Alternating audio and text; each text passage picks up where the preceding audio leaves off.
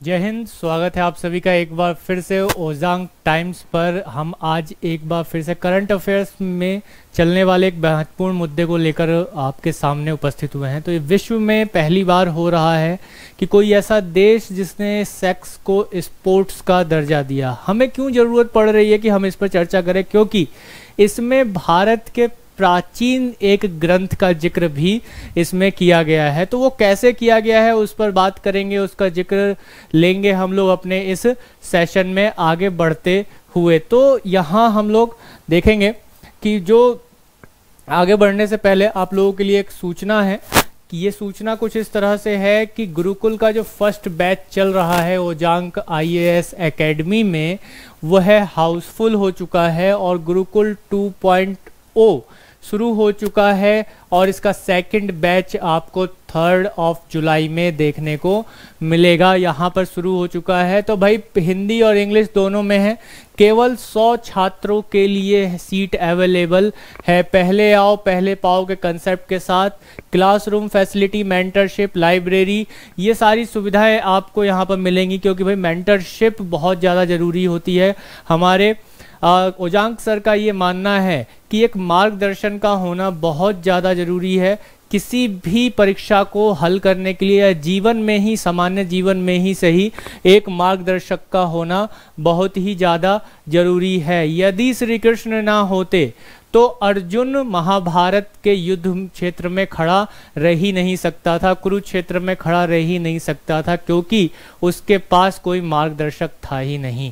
यहाँ हम देखते हैं कि यहाँ हमें मार्गदर्शक भी मिल रहे हैं जो हमें एक रास्ता दिखाएंगे कि कैसे आगे चलना है, अपने एग्ज़ाम को पास करना है। तो आपको कमेंट्स में पिन मिल जाएगा जल्दी ही, और ओजांग सर के साथ इसमें काउंसलिंग भी है। आप सभी लोग अपने गुरुकुल बैच में ज्वाइन होने के लिए रजिस्ट्रेशन करा सकते हैं, इंक्वायरी ले सकते हैं। फ़ोन नंबर्स आपको शो सामने स्क्रीन पर हो ही रहे हैं, इनमें आप कॉल कर सकते हैं, सारी इंक्वायरी को ले सकते हैं। तो चलते हैं अपने जो मेन टॉपिक है हमारा जो चल रहा है इस समय, कि ये समाचार आया। और ये समाचार क्या था? ये समाचार है कि भाई स्वीडन ने सेक्स को एक खेल के रूप में घोषित किया, और ऐसा करने वाला ये पहला एक देश विश्व में देखा जा रहा है। और इसने एक चैंपियनशिप की भी शुरुआत कर दी है। एक चैंपियनशिप रखा है इसको एक खेल के रूप में। इसका जो एक खेल है उसको खेल के रूप में, एक चैंपियनशिप के रूप में भी इसको रखा है। तो आप अगर देखेंगे कि जो चैंपियनशिप है उसको एक खेल के रूप में, इस सेक्स को एक खेल के रूप में, एक चैंपियनशिप के रूप में यहाँ पर रखा है। तो यहाँ जो एक प्रतियोगी परीक्षा, एक प्रतियोगिता होगी, यहाँ पर प्रतियोगिता होगी। कहाँ हमें देखने को मिलेगा? स्वीडन में।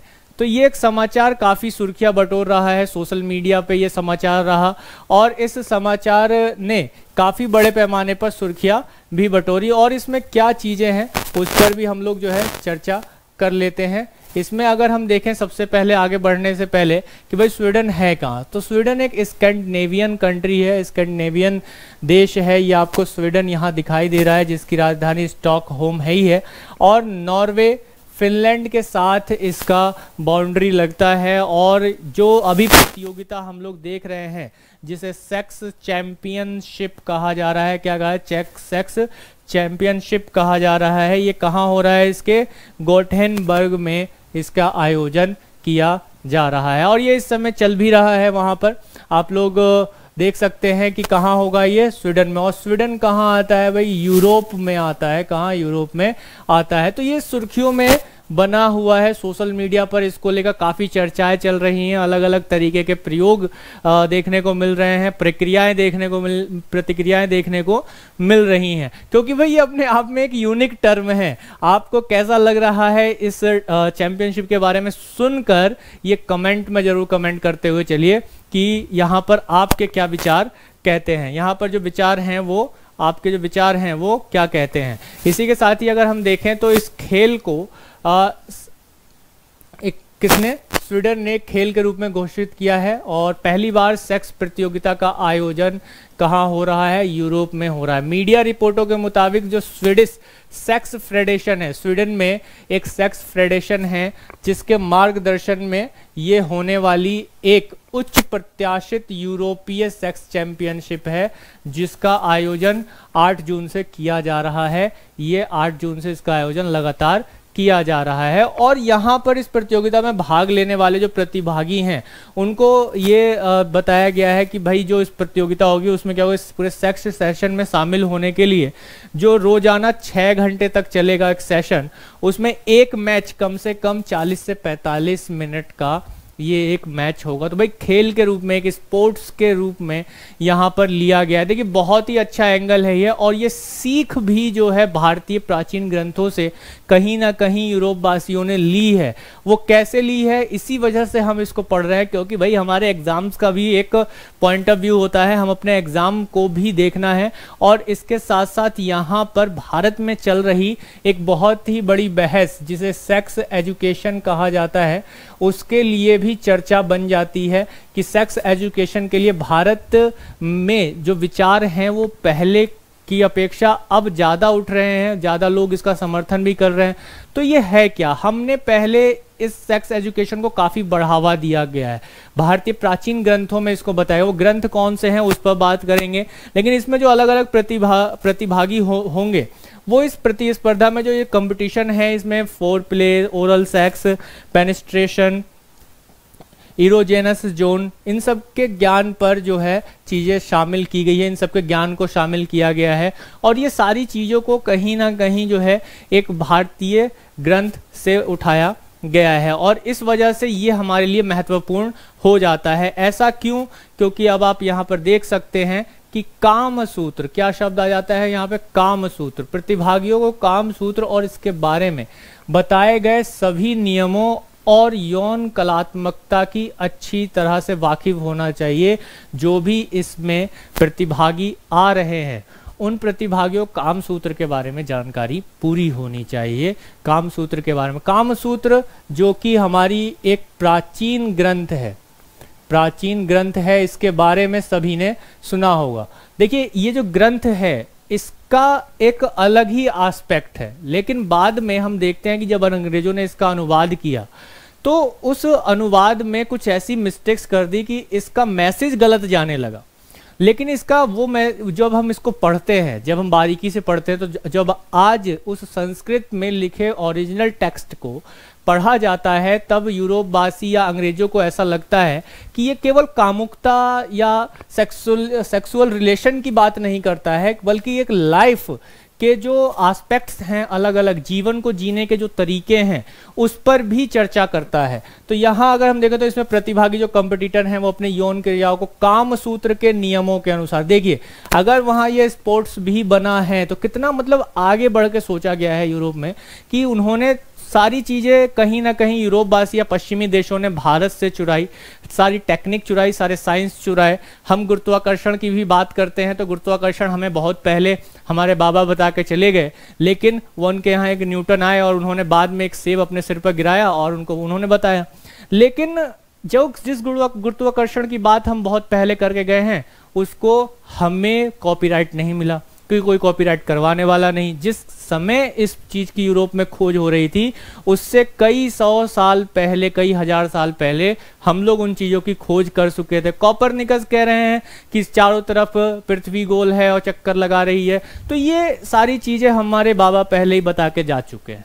तो ऐसे ही कुछ जो नियम है, कुछ जो साइंटिफिक चीजें हैं वो हमें देखने को और सुनने को बहुत पहले मिल चुका है। हमारा जो समाज रहा, भारतीय प्राचीन जो समाज रहा, जो संस्कृति रही, वो अब नहीं, अब के मुकाबले प्राचीन समय में जितनी विकसित थी वो अब नहीं है। हालांकि इसका एक कारण ये भी रहा कि हमने कभी भी अपने आप को सर्वोच्च नहीं माना और इसके साथ साथ आने वाले समय में जैसे जैसे लुटेरे आए अलग अलग देशों से, उन्होंने हमारे कई ग्रंथों को जलाया, खत्म किया, इसमें नालंदा का सबसे बड़ा उदाहरण हम लोग देख सकते हैं, जैसे बख्तियार खिलजी है, उसने कैसे पूरे नालंदा को जला दिया। और इसका सबसे अच्छा उदाहरण ये मिलता है जब उसने नालंदा को जलाया तो जलाने के 3 महीने बाद तक वो जलता रहा वहाँ का पुस्तकालय। सोचिए कि ज्ञान का कितना भंडार उसने स्वाहा कर दिया। जो रिसर्च पेपर्स थे हमारे ऋषि मुनियों के, हमारे जो प्रोफेसर्स उस समय हुआ करते, प्रोफेसर तो अब शब्द आ रहा है ना, हम ऋषि मुनि कहा करते थे, उन्हें साधु कहा करते थे, जो इसी विषय पर चर्चा किया करते थे। हम लोग साइंस में, यानी कि अगर हम आयुर्वेदा की भी बात करें तो उसमें लाइफ को निरोग कैसे रखना है, जीवन को निरोग कैसे रखना है, उस पर हम लोग चर्चा करते रहे हैं, उस पर हमने जागरूकता फैलाई है। तो उस चीज को यहाँ पर दिखाया जा रहा है, काम सूत्र के नियमों का पालन करते हुए उसके भी नियमों का पालन प्रदर्शित करने के में सक्षम हो अगर हैं तो ही जो है उनको यहाँ पर प्रतियोगिता में भाग लेने दिया जाएगा। तो ये प्रदर्शन करना होगा और इसके लिए एक जज की टीम उन्होंने बैठाई हुई है। वो देखेंगे कि भाई काम सूत्र के नियमों के अनुसार जो है परफॉर्मेंस कर रहे हैं या नहीं कर रहे हैं। तो भाई यहाँ पे मैं बता दूं, जो लोग जागरूक नहीं हैं उनके लिए काम सूत्र जो है एक संस्कृत ग्रंथ है जो केवल और केवल कामुकता जैसे विषयों पर प्रकाश डालता है। जिनको पता नहीं है, जो मतलब काम सूत्र जो पुस्तक है, जो ग्रंथ है, उसको केवल एक ही दृष्टि से देखते हैं, वो किसकी, कामुकता यानी सेक्सुअलिज्म की दृष्टि से देखते हैं, उसी की दृष्टि से देखते हैं, यानी कामुकता की दृष्टि से देखते हैं केवल। उनके लिए मैं उनको बताना चाहता हूं यहां पर कि ये केवल और केवल इस विषय पर आधारित नहीं है। अगर उनके दिमाग में आता है कि वो केवल कामुकता पर प्रकाश डालता है तो नहीं, लाइफ को कैसे एक अच्छी तरीके से जीना है, एक हस्बैंड वाइफ का लाइफ कैसा होना चाहिए, है ना। ऐसा थोड़ी अंग्रेजों की तरह हम लोग भी जो है एनिवर्सरी मनाएंगे। देखिए एक कंसेप्ट बड़ा आजकल पॉपुलर है ना, हम ज़्यादा मॉडर्न हो गए हैं, हमने अपनी प्राचीन संस्कृति को खो दिया है, ख़त्म कर दिया। एक टर्म आ रहा है आजकल भाई, सालगिरह, हिंदी में बोल रहे हैं उसे सालगिरह और अंग्रेजी में बोल रहे हैं क्या, अंग्रेजी में बोल रहे हैं एनिवर्सरी। एनिवर्सरी यानी हर साल जो है मनाया जा रहा है। अब पश्चिम में क्या है, यूरोप में देखिए, अमेरिका में देखिए, इसमें क्या है, यहाँ पर आप देखेंगे तो एनिवर्सरी टर्म कहाँ से आ रहा है, ये यहीं से तो आ रहा है। वहां पर अगर 1 साल किसी के साथ बिता लिया जीवन तो उनके लिए बहुत बड़ी बात है, इसीलिए उसका वो खुशी मनाते हैं भाई, इसीलिए वो हर साल उसका खुशी मना रहे हैं। 1 साल अगर उसने एनिवर्सरी, अगर पति पत्नी 1 साल बिता ले रहे हैं खुशी से, तो उसका वो बहुत बड़ी खुशी मना रहे हैं, इसीलिए वो एनिवर्सरी मनाते हैं। हमारे यहाँ थोड़ी ना ऐसा कंसेप्ट था। हमारे यहाँ अगर विवाह हुआ तो हम 1 जन्म के लिए थोड़ी ना विवाह करते हैं। हमारे यहाँ विवाह में कंसेप्ट है 7 जन्मों का। भाई 7 जन्म के लिए बंध गए, आप इस जन्म में तो किसी को छोड़ ही नहीं सकते हैं। हिंदू रिचुअलिज्म में या प्राचीन भारतीय संस्कृति में विवाह को एक परंपरा और एक संस्कृति के रूप में लिया गया है, एक रिचुअल के रूप में लिया गया। कोई कॉन्ट्रैक्ट थोड़ी ही है कि भाई आज किया कल तोड़ दिया। तो ये एनिवर्सरी का कंसेप्ट जो है यूरोप जैसे देशों से आता है, अमेरिका जैसे देशों से आता है कि 1 साल अगर खुशी से बिता दिए बिना लड़ाई झगड़े किए तो एनिवर्सरी मना लिया। भाई खुशी मना लो कि 1 साल बीत गया। अब हो सकता है कि आज एनिवर्सरी मनाया, कल जो है किसी और से रिंग चेंज कर लिया और हो गई शादी। तो यहाँ ये कंसेप्ट है, ठीक है, यहाँ पर हमें ये सारी चीजें देखने को मिलती है। तो इसी तरह से जो काम सूत्र है उसमें जीवन को एक सुखी जीवन के रूप में, एक हस्बैंड और वाइफ, एक दाम्पत्य जीवन कितना अच्छा तरीके से बिताया जा सकता है, उस पर विशेष रूप से चर्चा की गई है, विशेष रूप से प्रकाश डाला गया है। और यहाँ पर देखिए कि यह अनिवार्य किया गया है कि स्वीडिश सेक्स प्रतियोगिता में भाग लेने वाले जो है उनको काम सूत्र का ज्ञान होना चाहिए। इसीलिए इस टॉपिक पर, इस विषय पर मैं आज चर्चा कर रहा हूं, क्योंकि हमें कहीं ना कहीं एक बार फिर से जो हम एक टर्म यूज कर रहे हैं, हमेशा एक बात को यूज कर रहे हैं। किस बात को यूज कर रहे हैं भाई? भारत विश्व गुरु था और है। विश्व गुरु, पूरे विश्व को शिक्षा देने वाला, चाहे वह किसी भी क्षेत्र में क्यों ना हो। ये पहले था और आज हमें उसी स्थान को पुनः प्राप्त करना है। और इसी चीज को मैं बताना चाहता हूं उन लोगों को कि ऐसे जो ग्रंथ हैं इन्हें हे दृष्टि से नहीं देखना है। बहुत से लोग कामसूत्र का नाम सुनते ही अरे मुस्कुराना शुरू कर देते हैं, शर्माना शुरू कर देते हैं। अरे भाई ये एजुकेशन का हिस्सा है। अगर आप सोसाइटी में इन चीजों पर खुलकर बात नहीं करेंगे तो समाज का विकास नहीं हो सकता है। भाई ये लाइफ का एक एसेंशियल पार्ट है। इस चीज को देखने के लिए हमारे ऋषि मुनियों ने प्रॉपर रिसर्च की, रिसर्च करके पूरी किताब लिख डाली कि एक जीवन को कैसे अच्छे से चलाया जाए, सुखी तरीके से चलाया जाए, और एक दाम्पत्य जीवन, एक परिवार कैसे सुखी तरीके से चलाया जाए। तो उस पर देखिए अब प्रतियोगिता हो रही है कहाँ, यूरोप में। और हम लोग अरे ये तो दकियानुसी बातें हैं, अंधविश्वास है, ये सब बेकार है। उस समय के ऋषि मुनि जो है ऐसे ही हुआ करते थे, झोला उठा लेते थे, घर घर मांगते थे, खाते थे, ऐसे ही काम चलाते थे। जिनको काम नहीं करना है वो ऋषि मुनि बन जाओ, साधु बन जाओ। अरे ऐसा नहीं होता था। वो रिसर्चर होते थे, वो अपना पूरा जीवन किसी चीज के रिसर्च में लगा दिया करते थे। आज ये अंग्रेज करके दिखा दें, सारा ज्ञान आज चुरा रहे हैं यूरोपवासी चाहे अमेरिकावासी हमसे। आज क्यों भारत को विश्व गुरु कहा जा रहा है, उसका कारण आपको यहां स्पष्ट दिख रहा है। इसी तरह से अगर हम देखें तो यहां ये जो आपको सामने मनुस्क्रिप्ट दिखाई दे रही है, इसमें साफ साफ दिख रहा है ये कामसूत्र की मनुस्क्रिप्ट है। और इसमें ये कामसूत्र को लिखा किसने था, महर्षि वात्स्यायन ने लिखा था। ठीक है, बहुत ही अच्छा क्वेश्चन है। Ancient history, art and culture को लेकर भी ये क्वेश्चन बनता है। जो भी विद्यार्थी या अन्य परीक्षा दे रहे हैं या फिर सामान्य जानकारी के लिए ही देख रहे हैं ओजांग टाइम्स को, तो भाई उनसे यही निवेदन है कि आप जो है शेयर करते रहें सेशन को, ज़्यादा से ज़्यादा। आपको कुछ अच्छी नॉलेज मिल रही है तो लाइक करें और सब्सक्राइब करना ना भूलें। जो पहली बार देख रहे हैं बेल आइकन को प्रेस जरूर करें। चलिए, तो महर्षि वात्स्यायन के द्वारा यह पूरी की पूरा कामसूत्र को लिखा गया। ये भारत का एक प्राचीन काम शास्त्र ग्रंथ है और ये विश्व का पहला यौन संहिता है। अब देखिए, विश्व में इससे पहले कोई और ऐसी किताब या पुस्तक उपलब्ध नहीं थी जो यौन प्रेम के मनोशारीरिक सिद्धांतों तथा प्रयोग की विस्तृत विवेचना करता हो या उस पर चर्चा करता हो। ऐसा कोई ग्रंथ इससे पहले नहीं था और ना अभी है।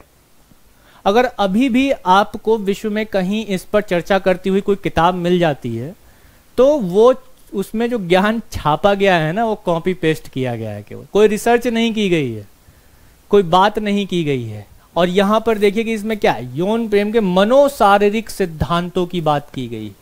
मनोशारीरिक सिद्धांत यानी कि यहां केवल और केवल इस बात पर प्रकाश नहीं डाला जाता है कि भाई दो शरीर आपस में मिल गए, बल्कि जो मनोवैज्ञानिक रूप से एक संबंध बनता है, मानसिक रूप से जो संबंध बनता है, वो कैसे अटूट बने कि पूरा जीवन एक साथ बिताया जाए, सुखी तरीके से बिताया जाए, उस पर यहां पर चर्चा की गई है। लेकिन अब एक अंग्रेज हुआ, उस अंग्रेज ने क्या किया कि इसका ट्रांसलेशन किया। तो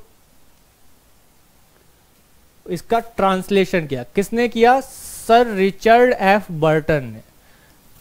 कब? 1883 में। अब इसको किताब मिल गई है ना। अंग्रेजों को क्या चाहिए? चोर थे, चुराने आए थे। ज्ञान हो, पैसा हो, जमीन हो, राजसत्ता हो, सब कुछ चुराने आए थे, चुराए रहे और चल दिए, है ना।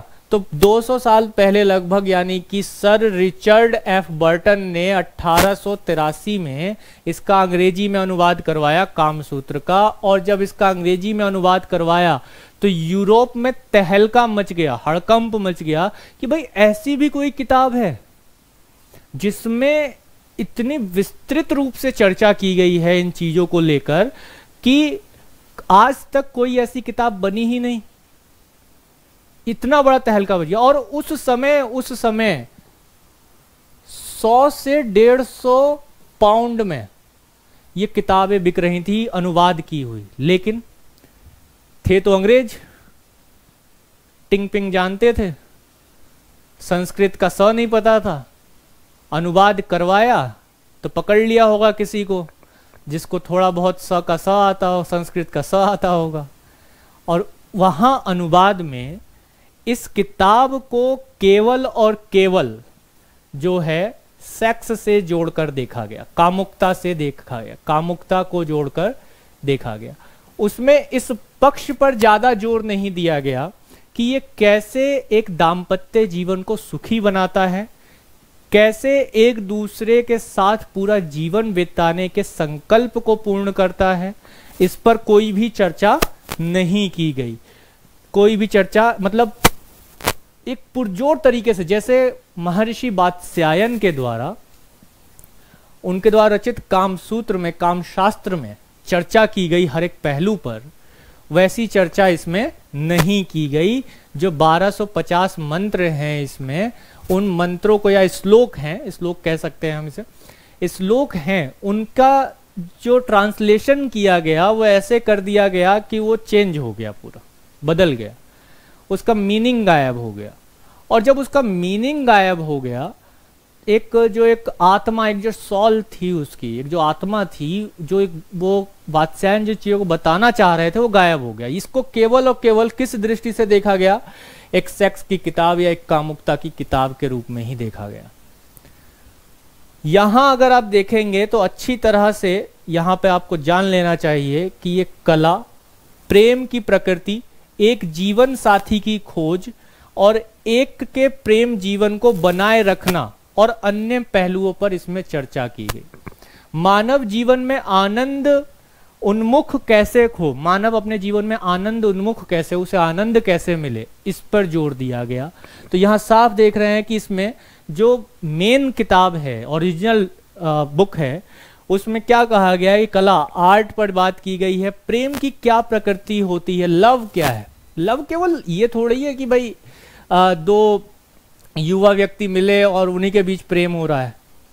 प्रेम आप वृक्षों से भी करते हैं, प्रेम आप अपने परिवार से भी करते हैं। इसके अलावा एक जीवन साथी की खोज, यानी एक अच्छे जीवन साथी की खोज किस तरह से की जाए, कौन आपका एक अच्छा जीवन साथी बन सकता है। जब ये नॉलेज हमारे यहाँ दी जा रही है, हमारे प्राचीन ग्रंथों में दी जा रही है, तभी तो हम 7 जन्मों तक का वादा कर लेते हैं, तभी तो हम 7 जन्मों तक का वादा कर लेते हैं। लेकिन अंग्रेज कि यहाँ ऐसा होता नहीं है, इसीलिए वो एनिवर्सरी का कंसेप्ट लेकर आए। अब आप लोगों को समझ में आ रहा होगा कि भाई बिता लिया 1 साल तो भाई मौज आ गई है। अगर 1 साल तमीज में बिता लिया, ठीक ठाक बिता लिया, बीच में डाइवोर्स नहीं हुआ तो मौज आ गई। भारतीय संस्कृति में डाइवोर्स का कोई कंसेप्ट नहीं है, तलाक जैसा कोई शब्द नहीं है। क्यों? क्योंकि एक अच्छे जीवन साथी की खोज की पूरी प्रक्रिया को इसमें बताया गया है, इसमें समझाया गया है। एक व्यक्ति एक ही व्यक्ति से प्रेम को कैसे बनाकर रख सकता है, इस चीज पर बहुत ही अच्छे से चर्चा की गई है। तो क्यों ना अंग्रेज इतनी अच्छी किताब को भाई लूटेंगे या उसे छापेंगे, लेकिन इन्होंने कहीं ना कहीं भारतीय परंपरा को या संस्कृति को बदनाम भी करने की कोशिश की, क्योंकि उसका जो अनुवाद किया वो सही नहीं किया। लेकिन बाद में जब ये चीजें खुली, देखा गया कि अरे भाई ये किताब तो अधूरा छापा गया है, अभी तो बढ़िया जो इसका क्रक्स है, जो एक मूल मंत्र है, वो तो अभी गायब है। तो एक व्यक्ति के साथ ही पूरे जीवन भर अपने प्रेम को कैसे बनाकर रखा जा सकता है, अपना पूरा जीवन कैसे बिताया जा सकता है शांतिपूर्वक, सुखमय, आनंदमय, उस पर चर्चा की गई इस किताब में। तो अन्य जो पहलू हैं मानव जीवन के, उस पर इसमें चर्चा की गई कि भाई संबंध, प्रेम भाव या अन्य बातों पर चर्चा की गई। तो आज हम देख रहे हैं कि भाई कहाँ स्वीडन में इस चीज को लेकर चर्चा हो रही है। तो हम यहाँ पर इस चीज को ही देखते हैं कि स्वीडन में अभी ये सेक्स चैंपियनशिप शुरू की गई। जो सेक्स चैंपियनशिप है ये बेस्ड ऑन कामसूत्र, कामसूत्र पर है। और कामसूत्र भारत का एक ग्रंथ है, इंडिया का। ये हमारे लिए गर्व करने वाली बात है, जो एक मनोशारीरिक विज्ञान पर आधारित है, मनोशारीरिक विज्ञान पर आधारित है। तो यहाँ ये भारत का एक संस्कृति है। अब यहाँ पर भारत में कुछ जुड़े मुद्दे जो आजकल चल रहे हैं, जो हम पिछड़ चुके हैं अपने प्राचीन संस्कृति को छोड़कर आधुनिकता में इस तरह खो चुके हैं कि हम आज सेक्स एजुकेशन पर बात करने से पीछे हटते हैं। LGBTQ पर भी बात हो रही है, ये भी मुद्दा इसी से जुड़ता है। इन चीजों पर चर्चा करने से हम पीछे हटते हैं। सबसे ज्यादा जरूरी इस समय इस चीज को लेकर है, सेक्स एजुकेशन को लेकर, क्योंकि कुछ समय पहले एक केस और सुनने को मिला था कि एक भाई ने अपनी बहन की हत्या कर दी, क्योंकि हमें मालूम है कि स्त्रियों में माह का एक समय ऐसा होता है जिसमें उन्हें बहुत ही गंभीर पीड़ा को सहन करना होता है। अब फर्स्ट टाइम था, जो बच्ची थी उसका फर्स्ट टाइम, पहली बार वो पीड़ा उसे हुई, और उसने जो कपड़े पहने थे उस पर दाग लगे, यानी कि रक्त जो निकला, खून निकला, वो लाल हो गया। अब इस पर क्या हुआ, उसके भाई को ये लगा कि इसने जो है किसी के साथ सेक्सुअल रिलेशन बनाए, और उस भाई ने अपनी बहन की हत्या कर दी। ये न्यूज़ है, आपको लग रहा हो कि मैं बना कर बोल रहा हूं, तो ये आप सर्च कर सकते हैं, ये न्यूज़ रही है। तो सोचिए ये क्यों हुआ, उसके भाई को ऐसा अज्ञानता क्यों हुई? क्योंकि इंडिया में आज भी हम खुलकर, भारत में आज हम खुलकर सेक्स एजुकेशन की बात करते ही नहीं हैं। तो ये एक गंभीर मुद्दा है हमारी सोसाइटी को लेकर, देश को लेकर। जहां हमने पूरे विश्व को ज्ञान बांटा एक अच्छे जीवन शैली को लेकर, आज हम उसी अच्छे जीवन शैली के लिए तरस रहे हैं, अच्छी संस्कृति के लिए तरस रहे हैं। क्यों? क्योंकि हमने अपने प्राचीन कल्चर, प्राचीन संस्कृति को ठुकरा दिया है। हम लगातार अंधे होकर भागे जा रहे हैं, किधर की ओर? आधुनिकता की ओर। तो हमें उससे बाहर निकलना होगा, अपनी प्राचीन संस्कृति को अपनाना होगा। कहीं ना कहीं हम ये नहीं कहते हैं कि जो संस्कृति होती है उसमें कोई कमियां नहीं होती हैं, लेकिन हमें कमियों को दूर करते हुए अच्छी चीज़ों को जरूर और जरूर अपनाना चाहिए। तो अगर हम देखें तो इसी चीज़ को लेते हुए हम एजुकेशन या शिक्षा पर जब बात करते हैं तो हमें गुरुकुल की याद आती है। ये एक शुरुआत है गुरुकुल कंसेप्ट की। ये एक भावना को लेकर आता है कि कैसे प्राचीन समय में गुरुकुल में रहकर केवल और केवल शिक्षा पर ध्यान दिया जाता था, और उस गुरुकुल से निकलने वाला व्यक्ति समाज के लिए एक उदाहरण बनता था। उसी चीज के लिए गुरुकुल 2.0 फिर से शुरू किया जा रहा है। एक बैच, जो फर्स्ट बैच है वो फुल हो चुका है, और 3 जुलाई को ये बैच जो है दोबारा से शुरू हो रहा है। अगला बैच, सेकंड बैच 2.0 100 छात्रों के लिए है। देखिए, सेलेक्टिव, हमें वो छात्र चाहिए जो इस समाज, इस देश में एक बदलाव लाने का हिम्मत रखते हैं, जुनून रखते हैं कि ये जो समाज है इसमें वो बदलाव ला सके। वो कब ला सकते हैं? जब उनके पास कोई एक ऐसा पद हो, और इसके लिए हम देखते हैं कि यूपीएससी के द्वारा जो सिलेक्शन, सिविल सर्विसेज एग्जामिनेशन के द्वारा होते हैं, ये आपको वही पद देता है, आपको योजनाएं बनाने का अधिकार देता है, आपको समाज में कुछ बदलाव लाने का अधिकार देता है। तो ये चीजें यहीं से होंगी। तो ओजांग सर का ये कंसेप्ट जो एक ड्रीम है, जो ड्रीम प्रोजेक्ट है गुरुकुल, उसकी तो अभी शुरुआत है, अभी बहुत कुछ होना बाकी है। तो इसमें क्लासरूम प्रोग्राम, मेंटरशिप, लाइब्रेरी को लेकर हम लोग सुविधाएं अभी प्रोवाइड कराई जा रही है। ओजांग सर के साथ काउंसलिंग होगी, और इस गुरुकुल के द्रोणाचार्य के रूप में हम पहले भी बोल चुके हैं। कौन है आपके साथ? ओजांग सर है, और उनकी पूरी टीम इसमें लगी हुई है कि कैसे एक अच्छे व्यक्ति को हम लवासना भेजेंगे, और लवासना से वो अपने अधिकारों को प्राप्त करेगा, और अधिकारों को प्राप्त करके वह समाज में एक अच्छा सुधार लेकर आएगा। तब हम कह सकते हैं कि ये जो विद्यार्थी है वो गुरुकुल का है, ओजांग IAS एकेडमी का है। तो यहाँ हमारा कंसेप्ट इसी चीज़ को लेकर है। तो आशा करता हूं कि आज का कंसेप्ट आपको समझ में आया होगा, बहुत अच्छा लगा होगा। कमेंट में जरूर बताइएगा कि सेक्स एजुकेशन के मामले में आपके क्या अपने विचार हैं, नॉर्वे के द्वारा लिया गया स्टेप किस तरह से अच्छा है या बुरा है। इसके अलावा कामसूत्र और भारतीय प्राचीन संस्कृति और सभ्यता और समाज पर आप अपने क्या विचार रखते हैं, कमेंट करके जरूर बताएं। अच्छी लगी हो, बहुत अच्छी वीडियो लगी हो तो लाइक करें और शेयर जरूर करें अपने उन दोस्तों में जो थोड़ा ऑर्थोडॉक्स हैं या चीज़ों को समझना नहीं चाहते हैं, या समाज में हर जगह इस चीज़ को शेयर जरूर करें। जो लोग नए हैं, पहली बार देख रहे हैं, सब्सक्राइब जरूर करें चैनल को, बेल आइकन को जरूर प्रेस करें ताकि अगली नोटिफिकेशन आप तक सबसे पहले पहुंच सके। बने रहें हमेशा ओजांग टाइम्स के साथ, ओजांग IAS एकेडमी के साथ। तब तक के लिए मिलते हैं अगले सेशन में। अपना ध्यान रखें, खुश रहें, मस्त रहें, जबरदस्त रहें। जय हिंद।